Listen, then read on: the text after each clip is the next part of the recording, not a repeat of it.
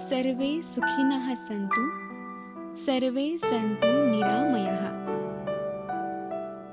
आरोग्य पत्रिकेचा साप्ताहिक कार्यक्रम निरामय. निरामय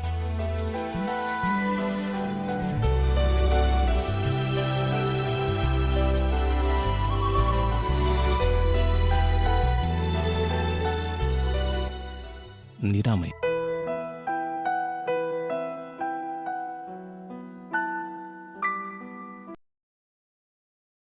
श्रोतेहो नमस्कार. राष्ट्रीय मातृत्व सुरक्षा दिन हा दरवर्षी 11 एप्रिल रोजी साजरा केला जातो आणि त्यानिमित्ताने आज आपण अकोला जिल्ह्याच्या शल्यचिकित्सक डॉक्टर आरती कुलवाल यांना आपल्या आकाशवाणी अकोला केंद्राच्या स्टुडिओमध्ये आमंत्रित केलेलं आहे. नमस्कार मॅडम. नमस्ते. आज आपण राष्ट्रीय मातृत्व सुरक्षा दिनानिमित्त बोलणार आहोत, तर सुरुवातीला आपण या दिनाबद्दल माहिती सांगूया. ॲक्च्युली राष्ट्रीय सुरक्षित मातृत्व दिन हा आपण एक जनजागरण व्हावं समाजामध्ये आणि मोर रिलेटेड विथ दी आपल्या प्रेग्नंट मदर आणि चांगलं आयुष्य घडेल अशा बालकांच्या जन्माचं स्वागत करावं. मदर सुरक्षित, बाळ सुरक्षित या कल्पनावर आधारित हा आपला राष्ट्रीय सुरक्षित मातृत्व दिन असतो. हा दरवर्षी आपण 11 एप्रिलला साजरा करतो. बेसिकली हे कस्तुरबा गांधी ज्या होत्या त्यांचा जन्मदिवस जयंती असते त्या दिवशी आणि त्या निमित्ताने आपण हा राष्ट्रीय सुरक्षित मातृत्व दिन साजरा करतो. आणि याचं बेसिक हे आहे जनजागरण. मग जनजागरणाने खूप चेंजेस येतात. कारण जर माहिती नसेल त्या कार्यक्रमाचं काय असतं, त्याचं महत्त्व काय आहे हे किंवा काळजी कशी घ्यायची हे जर माहीत नसेल तर आपण सुधारणा नाही आणू शकत. आणि मग आपला जो मातामृत्यू दर आहे, बालमृत्यू दर आहे हे आपण कमी करण्यामध्ये कुठेतरी मागे पडू. मग हे होऊ नये किंवा आपली प्रगती व्हावी. कारण आपल्याला माहिती आहे की आरोग्य म्हणजे काय, आरोग्याची सुरुवात जन्माच्या आधीपासून सुरू होते. आपण अगदी बघतो ना की गर्भधारणा करायची असेल तर त्यापूर्वी सल्ला घ्या असं आपण सांगतो. Pre conception care. मग प्री कन्सेप्शन केअर आपल्याकडे माता केव्हा येते आपल्या रुग्णालयात किंवा कुठल्याही सिस्टरकडे ANM कडे, ती प्रेग्नंट झाल्यावर आहे ना. मग ती प्रेग्नंट झाल्यावर येते. म्हणजे प्रसूतीपूर्व किंवा प्रेग्नंट झाल्यानंतर. तर आपला फोकस आहे प्रसूतीपूर्व म्हणजे प्रेग्नन्सीच्या पूर्वी म्हणजे प्री कन्सेप्शन. कारण आपल्याला माहिती आहे शेती आणि आपलं गर्भाशय याची तुलना करा. शेतीमध्ये ती जमीन आहे, ती जमीन कशी पाहिजे, सुपीक. मग ती चांगली करण्याचं काम आपलं आहे. ती चांगली झाली की त्याच्यात आपण बी टाकू चांगल्या क्वालिटीचं, मग चांगलं झाड जन्माला येईल, मग चांगली फळं मिळतील, चांगली फुलं मिळतील. तसंच आहे प्रेग्नन्सी म्हणजे जे गर्भाशय आहे ती म्हणजे ते बाळासाठी ती जमीन आहे. बाळ म्हणजे एक रोपटं आहे ना, तर त्याच्यासाठी ती जमीन आहे. ती जमीन सुपीक म्हणजे चांगली पाहिजे. मग ती चांगली झाल्यावरच आपण बीज त्याच्यात टाकायला पाहिजे. पण आता बीज ऑलरेडी आलं, प्रेग्नन्सी राहिली, मग आपण केअर देतोय. तर आपल्याला प्रेग्नन्सी राहण्याच्या आधी केअर करायला पाहिजे, प्री कन्सेप्शन. तर हा राष्ट्रीय सुरक्षित मातृत्व दिन हे एक औचित्य आहे की आपण आपल्या समाजाला हे जागरूक करावं की प्लॅन्ड प्रेग्नन्सी ठेवा. आपल्याकडे प्रेग्नंट झाल्यावर येणाऱ्याचं जवळपास खूप मोठं प्रमाण आहे. प्लॅनिंगने फार कमी कपल्स आपल्याकडे येतात. म्हणजे ती जागरूकता नाही आहे खरं तर की याचं पण प्लॅनिंग आपण करायला हवं. म्हणून म्हणजे आपली जमीन सुपीक आहे की नाही, आपण परफेक्ट आहे की नाही, आपण फिट आहे की नाही. आता फॉर एक्झाम्पल मी सांगेल, आपल्याकडे मदर प्रेग्नंट होऊन मग पाळी मिस झाली तेव्हा येतात. मग आपण प्रेग्नन्सी कार्ड टेस्ट करतो, सोनोग्राफी करतो, मग त्याच्यात प्रेग्नन्सी डायग्नोज होते आणि मग आपण तिथे फॉलिक ॲसिड नंतर मग सगळ्या तपासण्या सुरू करतो.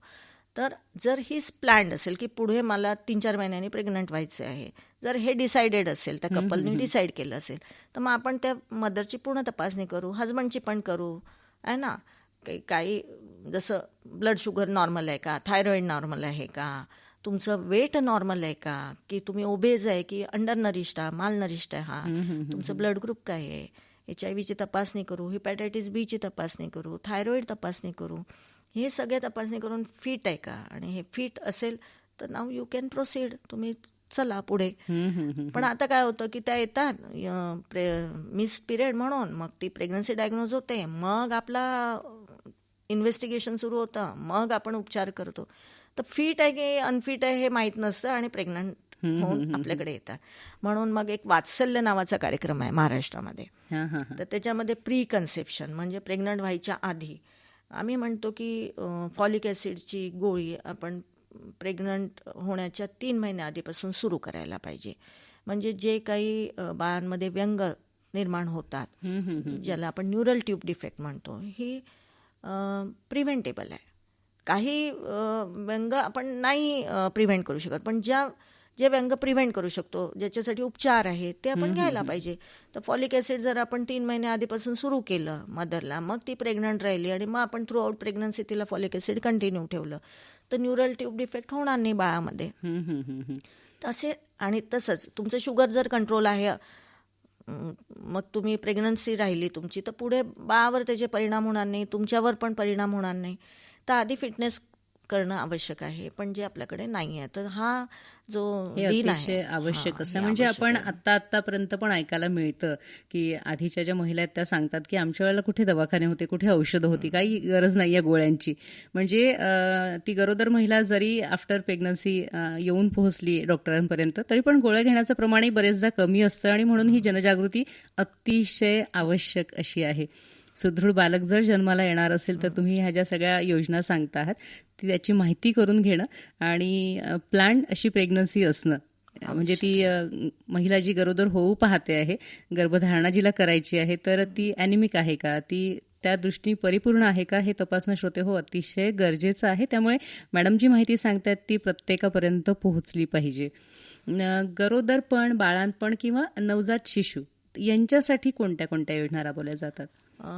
आपलं एक सस्टेनेबल डेव्हलपमेंट गोल आहे, जे आपण ठरवलेलं आहे की आपल्याला 2030 पर्यंत अचीव करायचं. आपण भरपूर इंडिकेटर अचीव केलेले आहे. त्याच्यातलं एक 3 नंबरचं SDG आहे जे आपल्या वेलबिईंगवर आहे आणि ज्याच्यामध्ये माता मृत्यू दर कमी करणे, बालमृत्यू दर कमी करणे, याच्यासाठी विविध कार्यक्रम शासनामार्फत राबवले जातात, ज्याच्यामध्ये बऱ्याच वर्षापासून राबवल्या जातात. एक JSY नावाची जननी सुरक्षा योजना, ज्याच्यामध्ये जे प्रमोट करते की तुम्ही हॉस्पिटलमध्येच डिलेव्हरी करावी, इन्स्टिट्यूशनल डिलेव्हरी. पण आता घरी झाली असेल तर त्यालाही ते देतात इन्सेंटिव्ह, कारण कुठली डिलेव्हरी म्हणजे काही मजबुरीने घरी होतात, पण आपलं इंटेन्शन आहे 100% आपल्याला इन्स्टिट्यूशनल डिलेव्हरी करायची आहे. मग त्यांना 500, 600, 700 रुपये अनुदान मातेला मिळतं. त्याच्यामध्ये SC, ST आणि BPL जे कार्डधारक आहेत त्यांना हे आपण पहिल्या 2 अपत्यांसाठी देतो. त्याच्यासाठी कार्ड पण दिलं जातं. दुसरं आहे प्रधानमंत्री द्वारे म्हणजे माननीय प्रधानमंत्रींच्या नावाने म्हणजे भरपूर स्कीम्स आहेत. मातृवंदना योजना आहे, ज्याच्यामध्ये आपण 5,000 आणि 6,000 अनुदान देतो. 5,000 विविध टप्प्यांवर आहे, 2,000, 2,000, 1,000 असे. तर ते याच्यासाठी आहे की तुम्ही अर्ली रजिस्ट्रेशन करून घ्या, म्हणजे गरोदरपणातलं, मग लसीकरण करून घ्या, मग डिलेव्हरीनंतर बाळाचं लसीकरण करून घ्या. अशा विविध टप्प्यांवर त्यांना DBTद्वारे म्हणजे डायरेक्ट बेनिफिशरी ट्रान्सफर त्यांच्या अकाउंटला मदरच्या हे पैसे ट्रान्सफर होतात. आणि 6,000 अशा महिलांना मिळतात ज्याला पहिले मुलगी आहे, तर त्यांना दुसरी मुलगी झाल्यानंतर हा 6,000चा बेनिफिट मिळतो. तर मुलींच्या जन्माचं स्वागत करण्यासाठी ही एक स्टेप आहे की सेक्स रेशो हा मेंटेन राहावा मेल फिमेलचा, म्हणून मुलींच्या जन्माचं स्वागत आणि त्यांना हे इन्सेंटिव्ह. दुसरं आहे फ्री सोनोग्राफी, फ्री रक्त तपासण्या, फ्री डिलेव्हरीज, फ्री सीझर, हे सगळं गव्हर्नमेंटमध्ये अंडर JSSK जननी शिशु सुरक्षा कार्यक्रम आहे. याच्यामध्ये ambulance services free, diet free म्हणजे आहार, उपचार आणि संदर्भ सेवा हे गरोदर मातांना प्रसूतीपूर्व, प्रसूती पश्चात अप टू 1 इयर ऑफ बेबीला पण, आणि आईला 42 दिवस डिलिव्हरीनंतर, बाळाला 1 वर्षापर्यंत आपण फ्री सर्व्हिसेस देतो. आणि सरकारी हॉस्पिटलमध्ये कुठेही यांना पैसे द्यावे लागत नाही, OPDची फी सुद्धा लागत नाही. आणि म्हणून हे 3 कंपोनंट आहेत, उपचार, आहार आणि संदर्भ सेवा, ह्या JSSKमध्ये फ्री मिळतात. ब्लड ट्रान्सफ्युजन फ्री मिळतं, पण ब्लड ट्रान्सफ्युजन फ्री मिळतं म्हणून आपण आपलं HBकडे लक्ष द्यायचं नाही असं नाही आहे. आपलं HB गरोदर मातेने नेहमी, कुठल्याही फिमेलने नेहमी हे लक्षात ठेवावं की आपलं HB हे 12च्या वरती असावं. आता एज्युकेशन चांगलं झालेलं आहे, अवेअर झालेलं आहे, शिक्षित झालेल्या आहे मुली, पण स्वतःच्या काळजी घेण्यामध्ये खूप काही फरक जाणवत नाही आहे फिमेलमध्ये.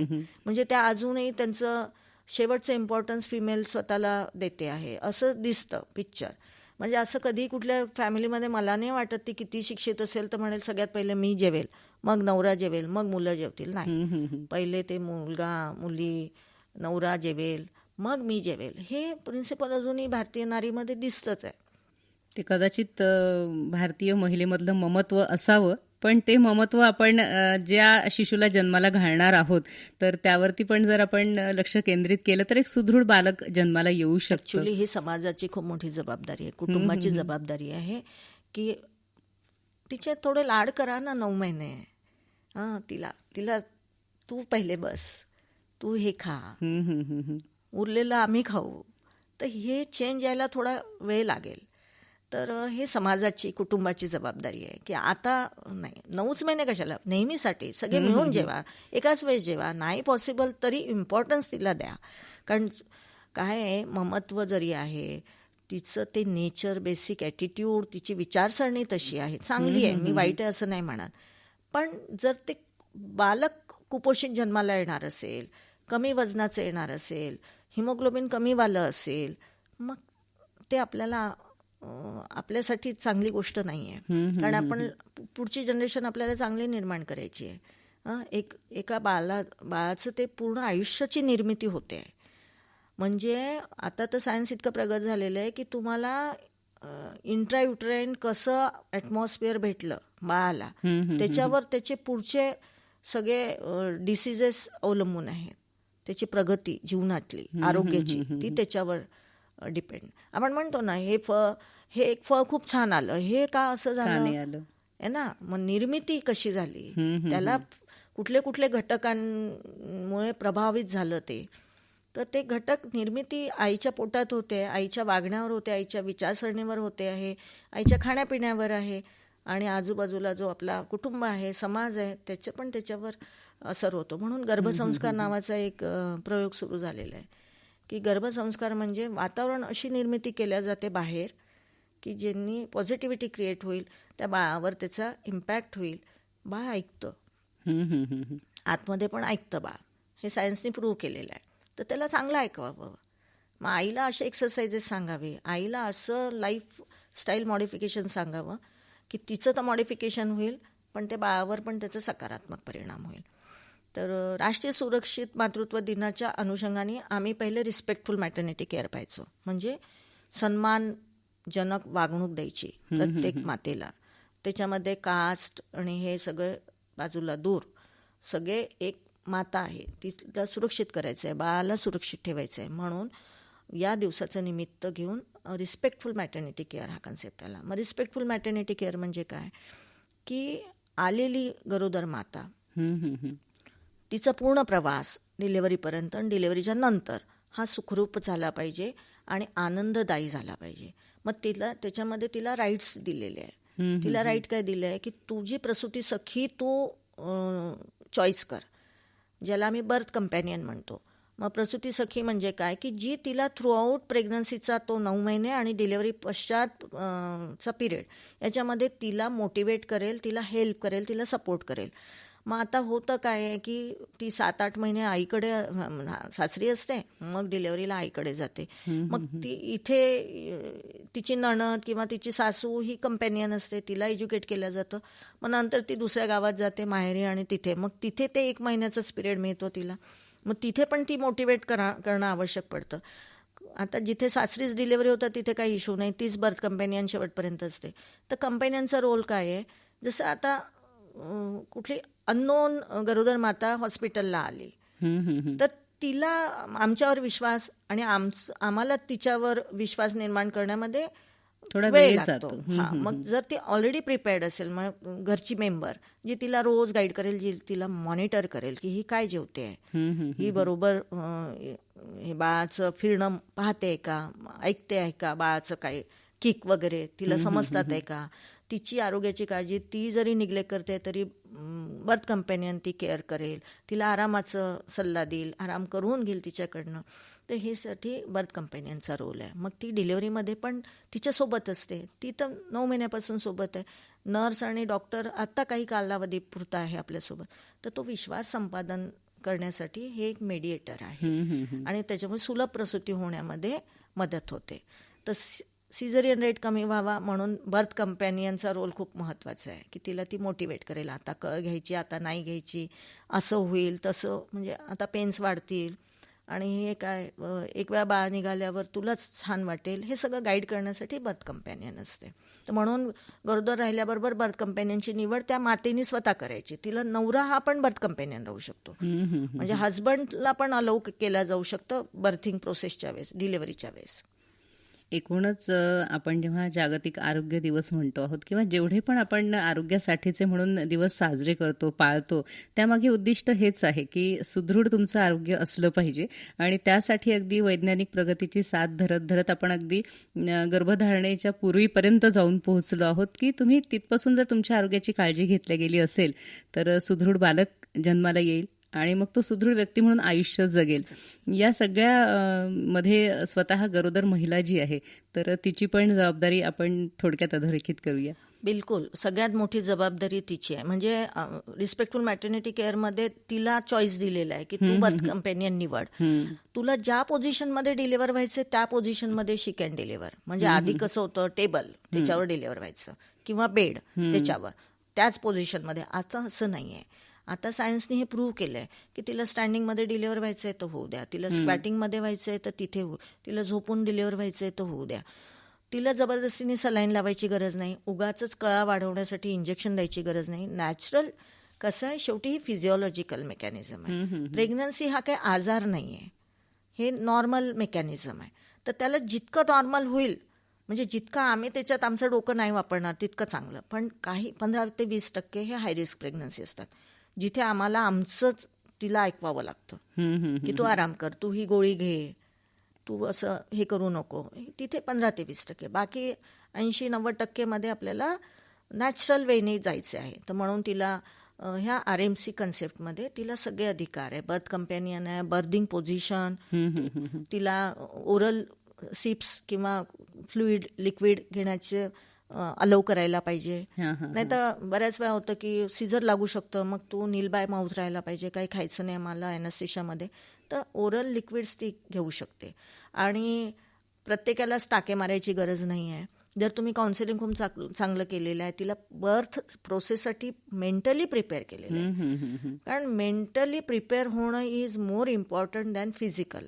आता ती फिजिकली झाली आहे जशी आहे ती तशी डेव्हलप, पण मेंटली सायकोलॉजिकली तिला प्रिपेअर करणं ह्या विश्वासाने हे फार महत्त्वाचं आहे, जेणेकरून तिचा प्रवास तो डिलिव्हरीचा खूप पेनफुल असतो पण तो सुखकर होईल आणि तिची मेमरी चांगली राहील की माझ्या बर्थमध्ये यांनी बर्थिंग प्रोसेसच्या वेळेस यांनी मला ते विसरत नाही. डिलिव्हरी करणाऱ्या डॉक्टरला विसरत नाही, सिस्टरला विसरत नाही, मदत करणाऱ्याला विसरत नाही. म्हणजे बाकी सगळ्या गोष्टी ते विसरेल मदर, पण या प्रवासामध्ये ज्यांनी ज्यांनी तिला मदत केली ते विसरत नाही आणि किती छान असं स्माईल देतात. म्हणजे आधी म्हणतात की बस आता याच्या पुढेचं बाळ आम्हाला ठेवायचं नाही, पण जेव्हा बर्थ होऊन जातो तेव्हा ती जी स्माईल असते ती खूपच म्हणजे समाधान देणारी असते त्यांच्यासाठी पण आणि आमच्या फील्डसाठी पण. तर असा प्रवास चांगला व्हावा म्हणून हे RMC आणि म्हणून हे राष्ट्रीय सुरक्षित मातृत्व दिन आहे. याचं आपण समाजाचा सहभाग घेऊनच ही केअर देतो. कुठलाही आरोग्याचा कार्यक्रम हा विदाऊट कम्युनिटी पार्टिसिपेशन नाही होऊ शकत सक्सेसफुल. समाजला त्याच्यामध्ये इन्व्हॉल्व करावंच लागतं, त्यांचं सेन्सिटायझेशन, त्यांचं अवेअरनेस. आणि आज खूप छान मला प्लॅटफॉर्म मिळाला जेणेकरून हे समाजाचं मोटिवेशन याच्याद्वारे होऊ शकतं. नक्कीच प्रत्येकाने ही माहिती ऐकायलाच पाहिजे आणि जेव्हा गरोदर माता या सगळ्या गोष्टींचा स्वीकार करेल आणि प्रत्येक टप्प्यावर जर ती स्वतःची काळजी घेणार असेल तर निश्चितच तिला होणारे बदल पटकन कळतील आणि तिची प्रसूती जी आहे, आपण नवा जन्म जो म्हणतो बाईचा, तो तिच्यासाठी सहज असेल. हे सगळं समजून घेताना मला असं वाटतं की तिने स्वतःची जबाबदारी आणखीन कुठल्या पद्धतीने अधोरेखित करावी की हा जो माता मृत्यूदर आपण पाहतो किंवा नवजात शिशूचा मृत्यूदर आहे हा कमी होईल. आता आम्ही जेव्हा माता मृत्यूचं अन्वेषण करतो तेव्हा आम्हाला असं जाणवलं की कुठेतरी फिमेलची स्वतःची वृत्ती ही पण काही प्रमाणात कारणीभूत आहे. जसं आता मी मगाशी सांगितलं की हिमोग्लोबिन आपलं 12 असावं, कमीत कमी 12च्या वरती. तर मग आपली ती 12 कसं होईल ही काळजी जर मातेने स्वतः नाही घेतली तर कुटुंबाचे बाकीचे सदस्य खूप जास्त तिला हेल्प नाही करू शकणार. त्यांची जबाबदारी आहे, पण पहिले ही जबाबदारी आपली स्वतःची आहे हे त्या महिलेला कळलं पाहिजे. आणि आता आपण सगळे एज्युकेटेड आहोत, पाहतोय शाळेमध्ये विविध अर्श नावाचा कार्यक्रम चालतो, RKSK नावाचा राष्ट्रीय स्वास्थ्य कार्यक्रम, बाल स्वास्थ्य कार्यक्रम. त्याच्यामध्ये आपण त्यांना शाळेमध्ये एज्युकेशन देतो. तर त्याचा नॉलेजचा फायदा महिलेने स्वतः करून घ्यावा, जेणेकरून ती सुदृढ राहिली पाहिजे.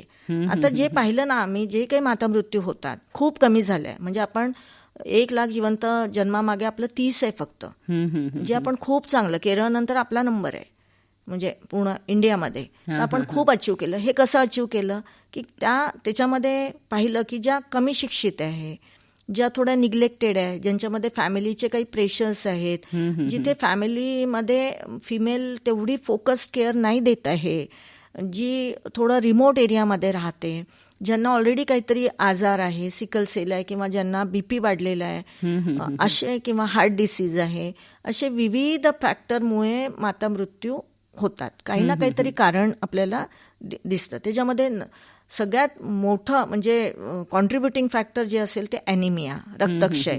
मग आता हा रक्तक्षय इतके 40-50 वर्ष झाले आपण रक्तक्षयवर मात करण्यासाठी विविध योजनांद्वारे हे सगळं प्रभावी अंमलबजावणी पण सुरू आहे आणि ते ॲनिमिया करेक्शनसाठी स्टेप घेतोय. पण आजही ॲनिमिया हा मेन कॉन्ट्रीब्युटिंग फॅक्टर आहे मॅटर्नल डेथमध्ये, मातामृत्यूमध्ये. अंडरलाईन म्हणजे ॲनिमियामुळे मरत आहे असं नाही आहे, मृत्यू होत आहे असं नाही, पण ॲनिमिया हा एक ट्रिगर फॅक्टर आहे. मग BP वाढलेला आहे, झटके येतात म्हणून मातामृत्यू झाला, पण त्याच्याही मध्ये आपल्याला दिसेल की ॲनिमिया कुठेतरी होता. मग हा ॲनिमिया का? आता काही गैरसमज आहे की गोळ्या मी किती महिने खायच्या आयर्नच्या, सरकारीमधनं फ्री मिळतात, मग त्या खाणं का आवश्यक आहे हे समजावून सांगितलं जातं, पण नाही घेत. तर त्या गोळ्यांनी HB वाढतं, हिमोग्लोबिन, आणि ते HB वाढलं, ती सुरक्षित झाली तर तिच्या बाळाला पण व्यवस्थित ब्लड मिळेल आणि बाळ पण वजन व्यवस्थित राहील बाळाचं, त्याला पण ॲनिमिया नाही होणार. तर हे जेव्हा आईला समजेल, मग आता आईला समजवण्याची जिम्मेदारी समाजाची पण आहे की तू गोळी खाल्ली की नाही हे विचारणार. जसं आई किंवा एक फिमेल आपल्या बाकीच्या मेंबरला विचारते औषध घेतलं का, मग तसं फॅमिलीने पण त्या आईला विचारायला पाहिजे, त्या मातेला विचारायला पाहिजे गोळी घेतली का. ते आपली आई किंवा आपली घरची सिनियर फिमेल आपल्या कुटुंबाची जशी काळजी घेते तसं कुटुंबाने ह्या गरोदर मातेची काळजी घ्यायला पाहिजे. तिच्या हातात पण गोळी आणून द्यायला पाहिजे, पाणी आणून द्यायला पाहिजे, घे आहे ना. तर अशी काळजी जेव्हा सांघिक भूमिका राहील, फॅमिली पार्टिसिपेटरी केअर म्हणतो आम्ही याला, FPC, की फॅमिलीने पार्टिसिपेट करायला पाहिजे या केअरमध्ये, तर मातेला वाटेल माझं जगणं पण VIP आहे, माझं जगणं पण इम्पॉर्टंट आहे. फिमेलला वाटतच नाही की आपलं जगणं इम्पॉर्टंट आहे, ती वाहून घेते स्वतः, वाहून घेते. पण हे वाहनं शेवटी कुटुंबासाठी भारी पडतं.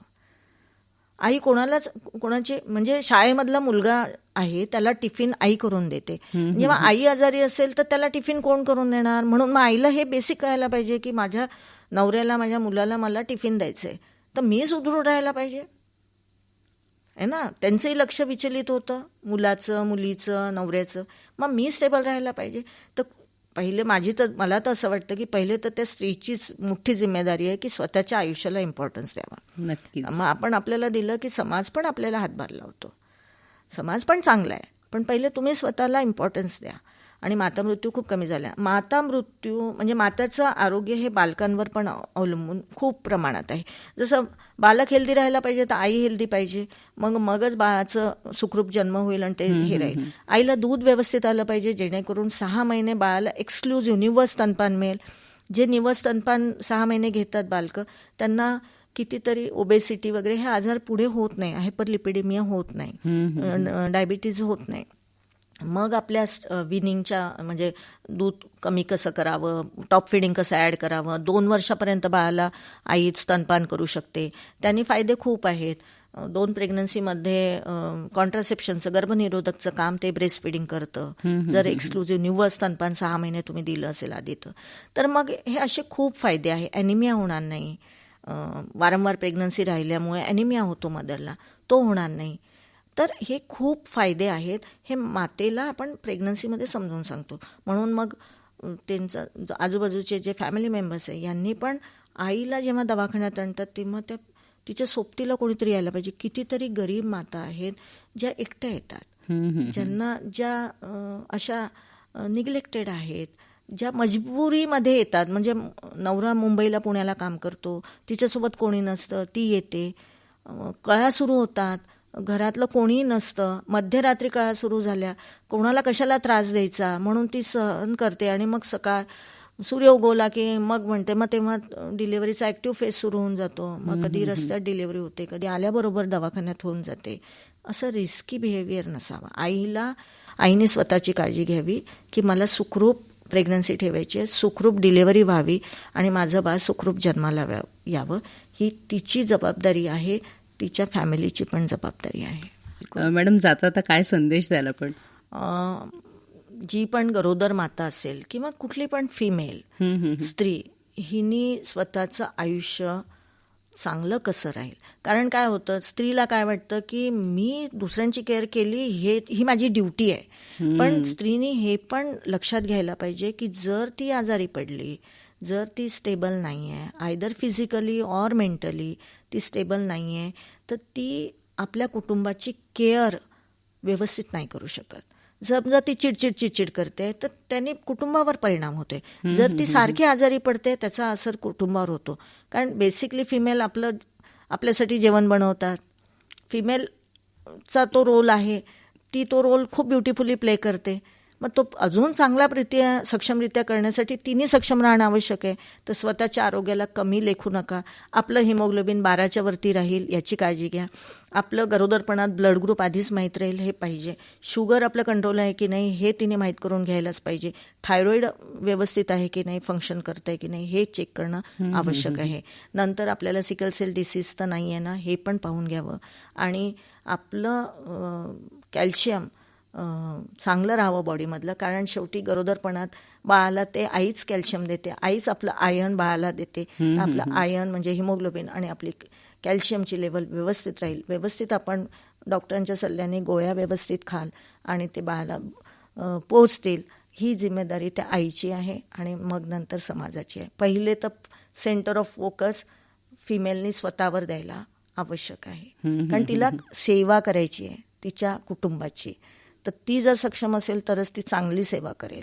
तिने जर असा विचार केला की माझं काही झालं तरी चालतं पण माझे कुटुंबाचे मेंबर्स सगळे चांगले राहावे, तर तो चुकीचा समज आहे. तिने पहिले चांगलं राहावं म्हणजे ती अजून चांगली सेवा आपल्या फॅमिली मेंबर्सची करू शकेल. निश्चितच महत्त्वपूर्ण असा संदेश आज आपण आजच्या या मुलाखतीमधनं दिलेला आहे. आज आपण आकाशवाणी अकोला केंद्राच्या स्टुडिओमध्ये आलात आणि अतिशय महत्त्वपूर्ण माहिती की जी प्रत्येक महिलेजवळ असायला पाहिजे ती आजच्या कार्यक्रमातनं सांगितलेली आहे. त्यासाठी आकाशवाणी अकोला केंद्रातर्फे मी आपले आभार मानते आहे. धन्यवाद. धन्यवाद मॅडम.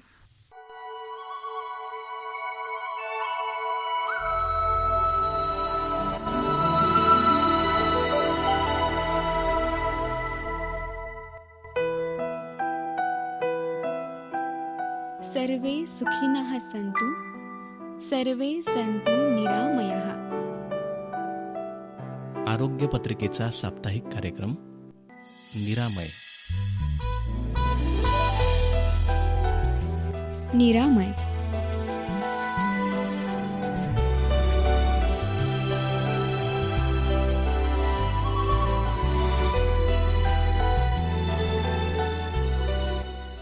निरामय.